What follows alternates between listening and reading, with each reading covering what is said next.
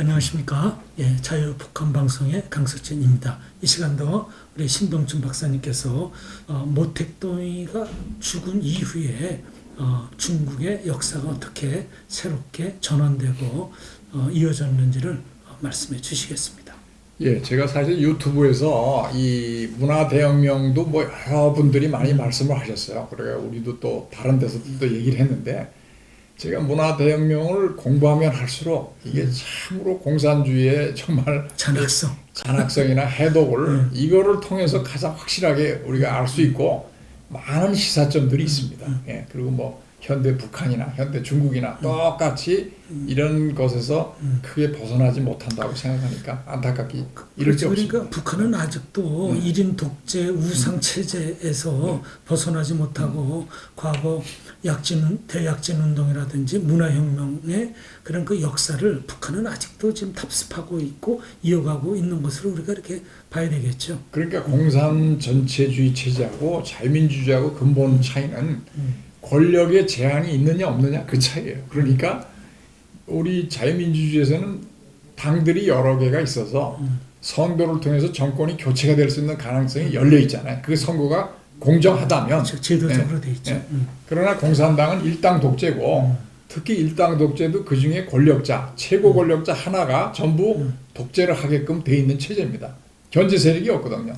다른 경쟁 상대가 없고 당에서의 권력 투쟁을 통해서 1인자직이 오르면은 누가 그걸 감히 도전하겠습니까? 목숨 걸고 도전하죠. 그렇죠. 그러니까 공산주의 국가는 견제와 감시, 비판의 기능이 없으니까 결국은 타락하고 파멸하고 불행한 역사로 이어질 수밖에 없는 그런 구조적인 그런 측면이 있는 거죠. 그렇죠. 인류의 역사가 권력이 제한되지 않을 때에는 인민들, 민중들한테 어마어마한 해독이 미쳤던 거예요. 그게 뭐 가톨릭의 교황도 그렇죠. 권력이 세서 종교 권력도 그게 오만해져 가지고 천국에 가는 그 면죄부를 갖다 판매를 했잖아요. 근데 돈 내면은 죄가 사해져서 천국으로 갈 수 있는 티켓을 팔았어요. 그러니까 이게 얼마나 이게 오만한 발상입니까?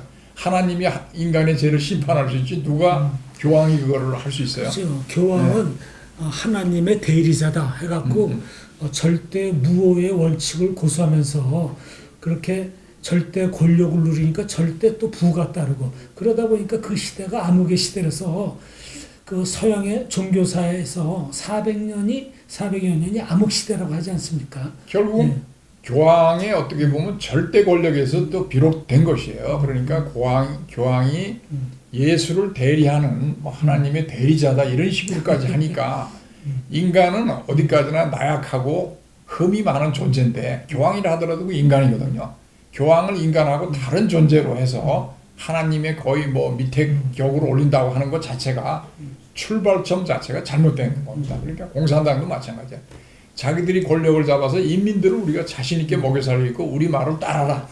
무조건 나를 따르라. 아니면 죽인다. 이겁니다. 그러니까 북한의 지금의 체제는 중국의 과거에 수십 년 동안에 걸쳐서 해온 그 독재 정책의 폐악을 그대로 아직 답습하고 있어요. 어떻게 보면 한술 더 뜬다고 볼 수가 있죠. 왜냐하면 그래서 김정은이나 거의 3대에 걸쳐서 70여 년 동안 유지하고 있으니까 더 악한 거죠. 아니 이거는 그 가족사예요. 가족사. 그래도 중국의 공산당들은 가족끼리 대를 잇는 건 없잖아요. 이거는 아주 공산주의면서도 아주 봉건적인 거예요. 봉건적인 거. 가장 봉건적인 거. 네?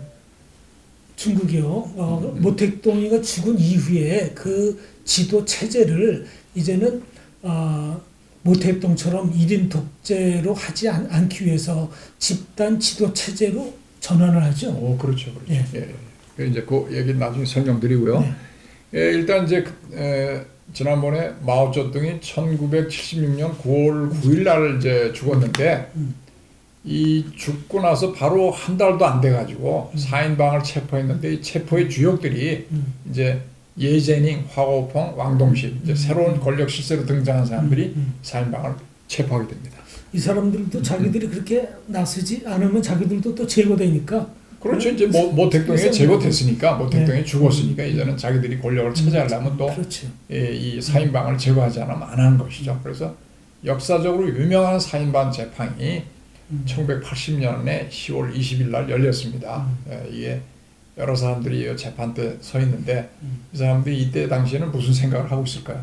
자기를 아직도 합리화하고 있을까요? 아니면 진짜 뉘우치고 있을까요? 제가 보기엔 뉘우치는 인간은 별로 없을 것 같아요. 이 당시에는만 해도. 네. 예, 사인방 재판에 일단은 이제 장칭 모탱동의 이제 뭐 네 번째 부인이라고 하시죠. 네 번째 부인이 나는 마오 주석의 개였다. 그가 물라고 하는 사람은 누구라도 물었다. 철저하게 마오 주석에게 충성을 하면서 그만큼 권력을 확보를 한 거예요.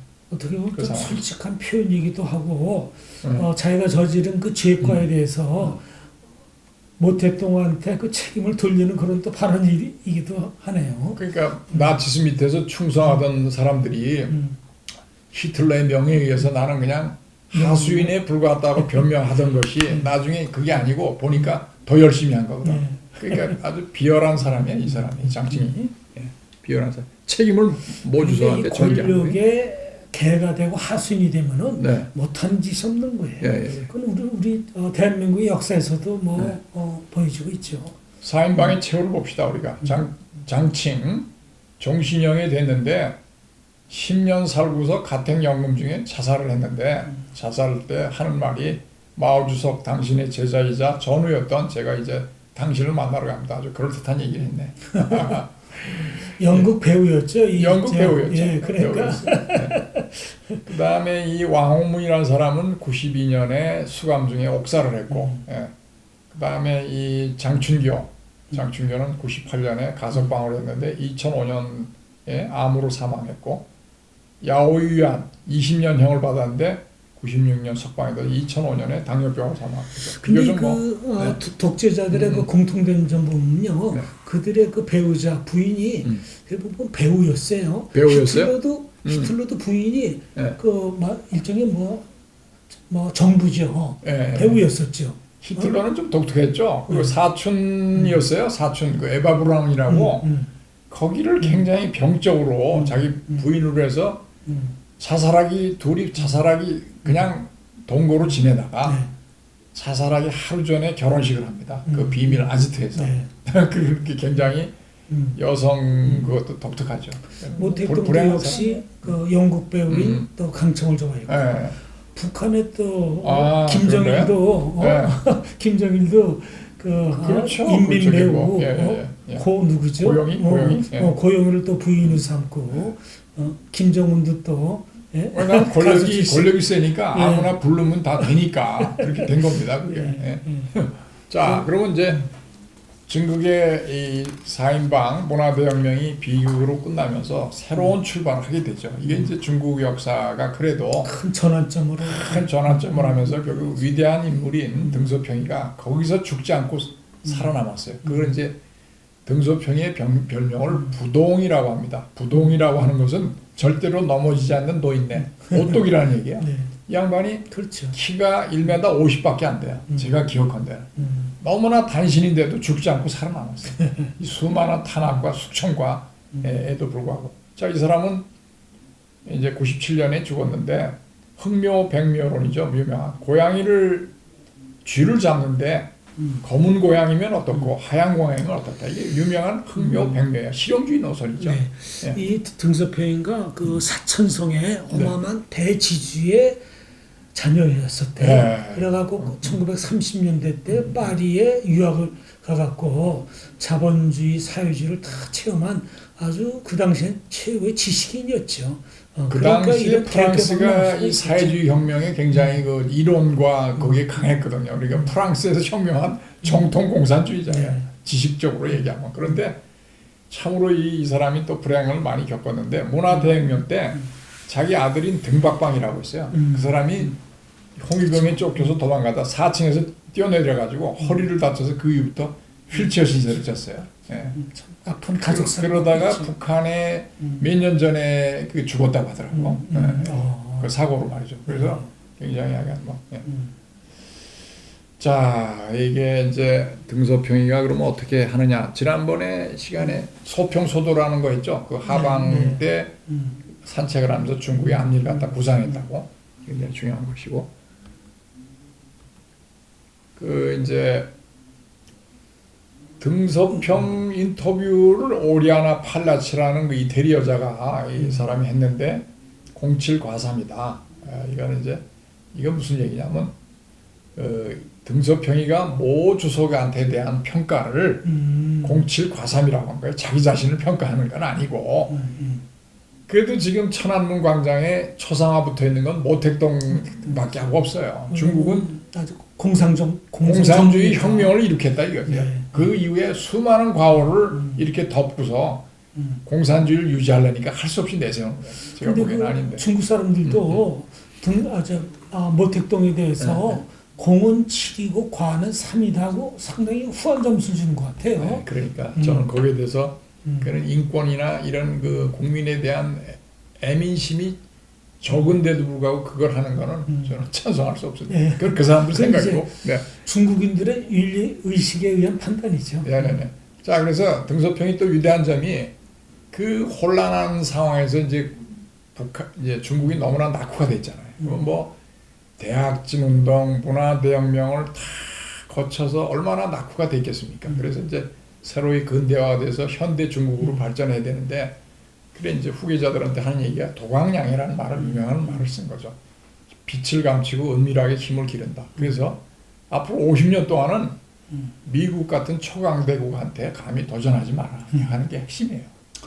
근데 지금 네. 시진핑이가 그걸 좀 네. 거스르고 있죠. 그거를 거슬러서 지금 집단 지도 체제로 갔잖아요. 그 이후에 사실은 주석은 있지만은 강택민이 호금도 이런 사람들이 왔는데 그게 전부 몇 사람이 같이 7-8명이 같이 하는 집단 지도 체제인데 상임위원. 지금도 뭐 정치국 상무위원이 있지만은 그건 형식적인 것이고 여기 이 지금 시진핑이가 거의 절대 권력을 지금 잡고 그렇죠. 있는 얼마 전에 아예 법까지 개정을 네네. 해갖고 헌법 개정했죠. 예, 헌법 개정해갖고 네. 종신제로 저희가 네. 주석할 수 있도록 그렇게 바꿨죠. 예, 그래서 이렇게 집단 제도 체제를 많이 해서 많이 그 내부의 컨센서스를 이뤄가면서 하는 것이고 그 뭐 우리가 후진타오 총리 저 국가주석밑 때 원자바오라고 굉장히 유명한 총리도 알고 있고 이런 식으로 한 거예요. 장점인 밑에 이펑 오랫동안 했죠.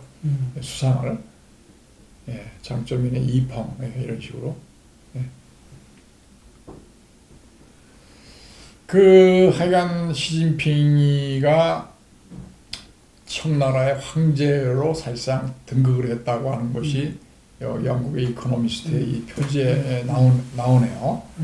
중국몽이라고 새로 했죠. 중국의 꿈이 실현돼야 되는데 당초에 이제 당에서 2049년에 그거를 달성하겠다. 그러면 세계 1위가 된다고 하는데 시진핑 주석은 그거보다 훨씬 앞당겨야 된다. 한 20년 앞당겨야 된다라고 이제 몰아치고 있으면서 자기의 권력의 정당성을 좀 주장하고 있어요. 그러니까 이제 무리수를 이제 둔 것이고 네네. 그 미국과 군사력의 이제 균형에 있어서 상대가 안 되니까 군사력을 아주 팽창시키기 위해 갖고 어마어마한 예산을 들어갖고 지금 항공모함 전단을 몇 개를 만든다고 하더라고요. 근데 항공모함 전단을 하나 만들려면은 웬만한 나라의 국방력에 해당되는 예산이 들어간다고 하더라고요. 네, 거기다 그다음에 또 1대1로 정책을 통해 갖고 거기에 관련된 나라들한테 또 과도하게 또 원조로 경제 원조를 하고 그러다 보니까 지금 중국이 지금 과부하가 올려갖고 경제적으로 지금 아주 지금 어려운 침체기를 맞고 있죠. 그러니까 옛날 그 소련 제국 있잖아요. 거기하고 아주 비슷하게 나가요. 소련 제국도 인민의 생활, 생필품을 만들기보다는 주로 군수공업해서 그다음에 뭐 우주 같은 거, 우주가 뭐 일상생활하고 관계가 없잖아요. 소련의 국부를 전부 그런 데다 쏟아붓고 인민들 생활은 아주 처참했어요. 그래서 그 소련의 마지막 때 보면은 그냥 저쪽에 상점 앞에 줄을 서 있다면 사람들이 무조건 써요. 뭘 파는지도 모르고. 왜냐하면 물자가 너무 부족하니까.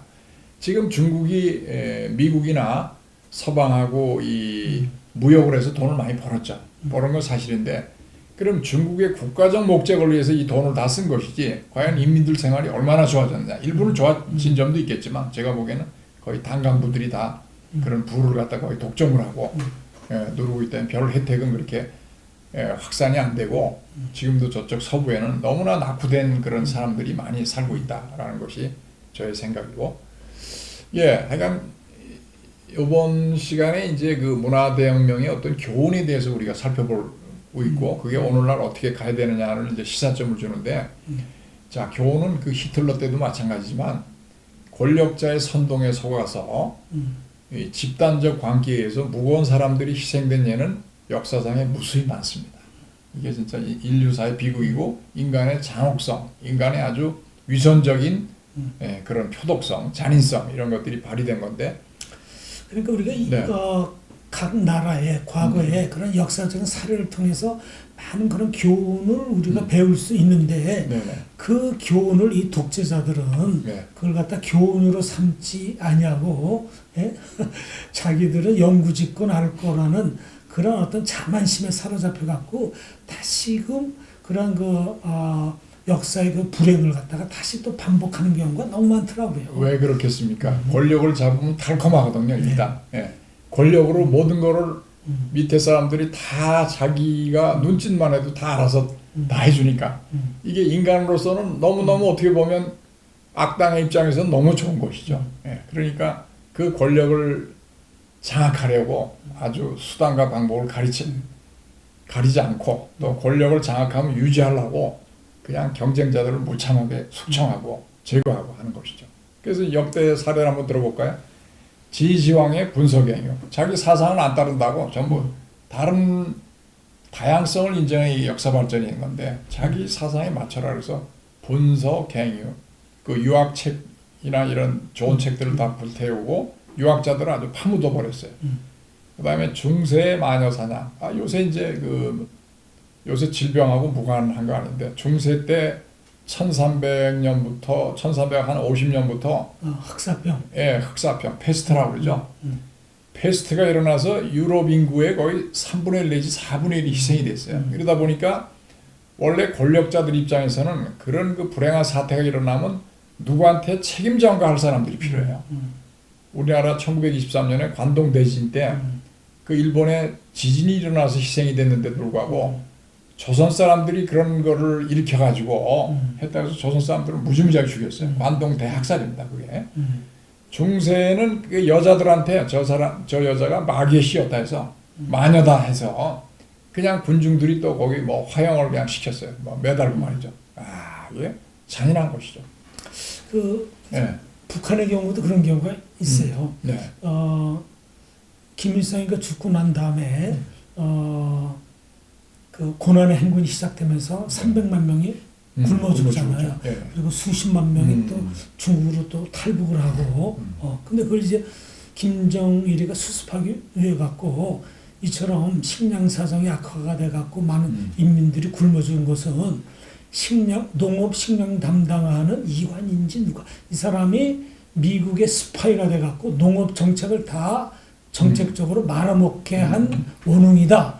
이래갖고 그 사람을 갖다가 총사령 시켰어요. 자기의 김정일의 자기 실정으로 인해서 이렇게 많은 사람들이 굶어 죽었는데 그걸 갖다가 다른 사람들 북한의 고위 관리나 당간부가 희생된 예는 너무나 많습니다. 뭐 경제 정책이 안 돼서 경제가 좀 나빠진다 그러면 경제부총리를 그냥 총살형을 하고 말이죠. 전부 그런 식으로 밑에다가 책임을 다 돌리는 겁니다. 그렇죠. 김정은도 화폐 개혁을 해갖고 그게 모든 인민들한테 대참사가 이루어졌는데 그 책임을 갖다 또 그 경제 담당한 경제 금융 담당한 사람한테 뒤집으셔갖고 그 사람도 역시 총살을 시켰어요. 이게 이제 독재자들의 공통된 점입니다. 그 이제 우리 인류사의 또 비극이라고 하는 나치의 유대인 학살 한 700만 명 죽였잖아요. 이게 나치의 입장에서는 뭐 위대한 아리안족을 다시 건설하고 부활해야 되는데 여기에 항상 우수한 인종인 유대인이 걸림돌이에요. 그러니까 아주 조직적으로 그거를 근절시키려는 거를 히틀러의 머리에 나와서 그 밑에 뭐 게슈타포나 친위대들이 앞장서서 하고 유럽의 수많은 데다 그 학살 캠프를 갖다 설치를 해가지고 뭐 별의별 방법으로 다 죽였는데 700만 명이 학살이 됐습니다. 그래서 참 이게 인류사의 비극인데 정말 인간이 저지러서는 안 될 범죄들이죠. 그런 비극이 그런 참상이 과학 문명이 고도로 발달되고 종교가 있는 그런 20세기, 21세기에도 그렇게 그런 비극이 발생된다는 게 참 인류사의 참 비극에서 인간은 참 타락된 존재이고 참 악하다 하는 그런 결론을 특히 인간이 왜 낼 그러냐면 수밖에 없을 것 말이죠. 같아요. 이게 네. 이제 히틀러에 충성을 하면 달콤한 게 생기잖아요. 권력이. 예. 자리도 생기고 돈도 생기잖아요. 그러니까 이 꿀을 빨아먹으면서 꿀 속에서 그냥 헤어나지 못하고 거기서 죽는 거죠, 사실은. 수많은 사람들이 있어요, 나치에. 예. 그 다음에 관동 대진시 조선의 학살. 이거 아까 말씀드렸고. 그 다음에 이제 광기가 또 뭐예요? 일제 대동아 공영권 태평양 전쟁. 일본이 사실 일으켜서는 안 되는 전쟁이죠. 그게 이제 군국주의자들이 예. 이제 권력이 많아지니까. 그렇죠. 예. 예.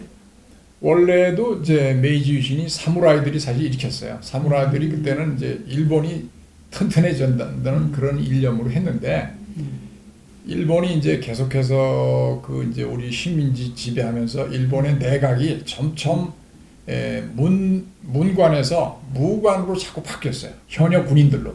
이 사이에서 사무라이 출신이나 이런 사람들이 이 현직 수상도 막 암살하고 민간인들을 그 뭐 협상해서 잘못해서 일본이 손해봤다 하는 식으로 해서 막 암살하는 사건들이 몇 차례 일어났어요. 그러면서 내각이 전부 현역 군인들로 점차 채워졌어요.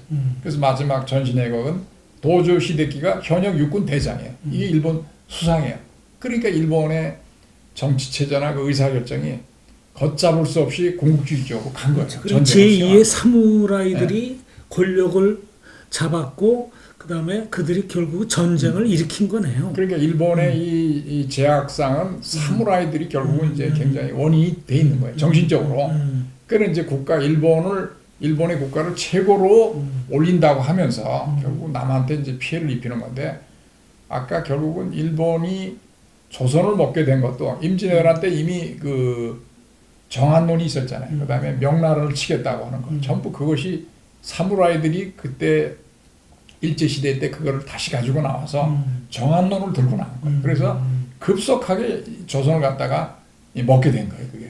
뭐 미국은 그런 야심이 별로 없었으니까. 그러니까 당연히 일본한테 갈 수밖에 없었고 일제가 이 대동아공영 태평양 전쟁하는 건 굉장히 무모한 일이었는데 결국은 일제가 이제 전쟁 초기 이제 어떻게 됐냐면 만주를 점령할 때까지도 미국은 별로 그렇게 일본의 의도에 대해서 크게 생각을 안 했는데 이제 1937년에 중일 전쟁을 일으키면서 일본이 중국까지 먹어. 이거는 미국이라는 큰 나라 입장에서 볼 때는 일본이 중국을 먹으면 그쪽이 아시아의 패자가 되지 않겠어요? 그런 생각을 갖고 그때부터 이제 장개석 군대도 응원하면서 항일 투쟁을 유도하는 거예요.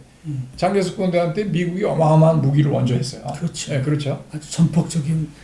그런데 이제 일본은 그렇죠. 이 공국주의자들이 잡다 보니까 계속해서 이제 대동아 공영권이라는 이름으로 아시아 전체를 태평양 전체를 일본의 영향력으로 만드는데 일본의 문제는 자원이 없습니다. 그 당시에도 미국하고 전쟁이 일어나기 전에도 미국한테 석유를 70%로 의존하고 있었어요. 그런데 이제 더 이상 전쟁을 할 수가 없으니까 미국으로 죽이지 않으면 안 되겠다고 해서 그 진주만 기습 사건을 일으켜서 사실 평화 협상 중이었거든요. 그 사이 뒤통수를 치면서 했는데 미국이 이제 열을 받아가지고 그 다음부터 뭐 도저히 안 되고 아시겠지만 뭐 미국의 일본의 항공모함이 그때 4척이나 했는데 다 깨졌어요. 전부 무참하고. 하나만 남았죠.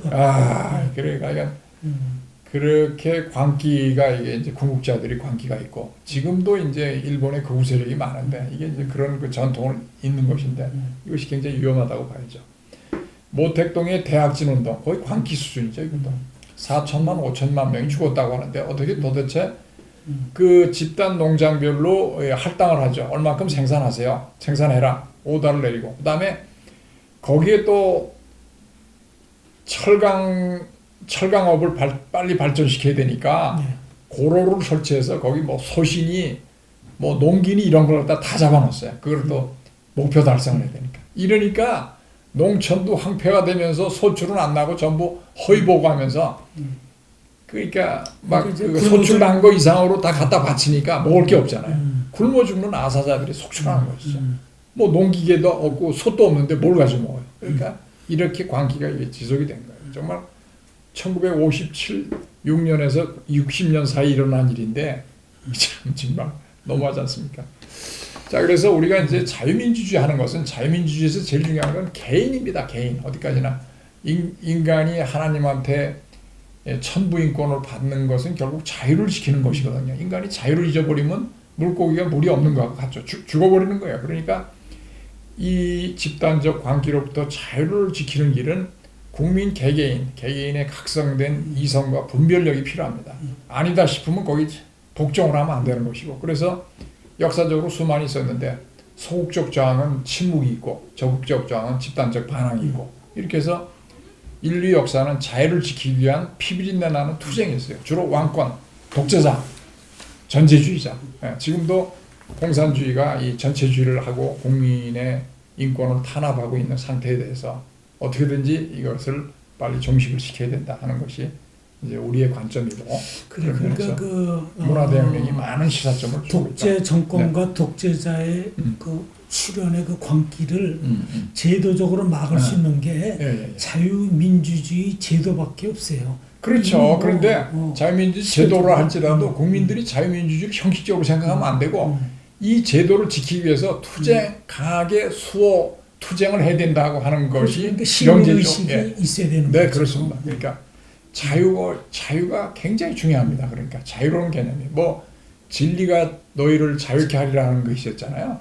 자유를 가지고 있어서 진리를 볼 수 있고 진리여야지만 자유가 되는 것이고, 그건 성경의 말씀이 아니라 인간의 보편적인 것이라고 볼 수 있어요. 그러니까 하나님이 인간한테 준 자유의지가 제일 중요한 것이죠. 그렇죠. 그리고 시민들은 자기 나라의 그 체제에 대한 그 참정권 의식, 주인 의식이 있어야겠더라고요.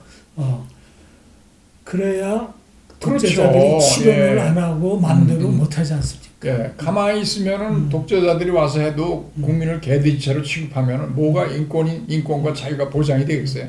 그런 사태를 우리가 하면 망나니들이 우리를 통치를 해서 우리는 고통을 받게 되는 것이죠. 그러니까 인간은 자유를 지키기 위해서 모든 것을 해야 된다는 것이 가장 핵심적인 겁니다. 그래, 우리는 하여튼 여러 그 역사적인 그 불행한 사례를 통해서 우리가 학식적으로만 배우는 것이 아니라 현실감을 갖고 역사의 주인의식, 또 국가의 그런 그 주인의식을 가질 때에 그 나라가 건전한 자유민주주의 국가로 지속이 된다는 것을 오늘의 그렇습니다. 이 시간을 통해서 우리가 또 다시 또 배우게 됩니다.